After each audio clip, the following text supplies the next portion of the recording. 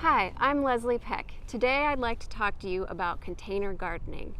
Container gardening is a great way to bring plants into any space. You can grow them indoors or outdoors. Last year I grew pineapple sage in containers on my back porch. I loved it because it brought butterflies and even hummingbirds to my back porch, and it smelled great. You can do that at home too. So here are some tips for how to get started with container gardening. First thing you'll want to do is select a container. Your container should have holes at the bottom so that the water will drain out the bottom of the pot. If you overwater, this saves your plant from being waterlogged and having the roots struggle with that extra water. You'll also want to pick a potting soil.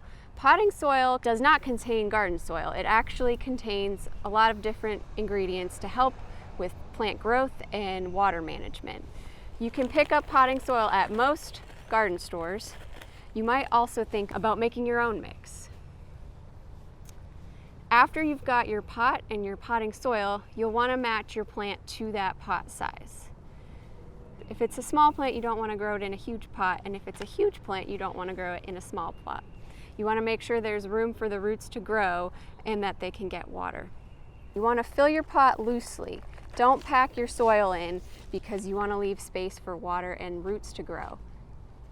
You also don't want to put any sort of gravel or anything in the bottom of your container. A lot of people think this helps with drainage, but it actually impedes drainage, so it's bad for your plant. You want to have as much soil and all the same media in your container as you can. One challenge with containers is keeping them well watered. You'll want to make sure that you're paying attention that the soil is wet enough. You can do a finger test, stick your finger into the soil to see if it's dried out, and that will tell you when to water. I hope these tips will help you get started with your container garden soon.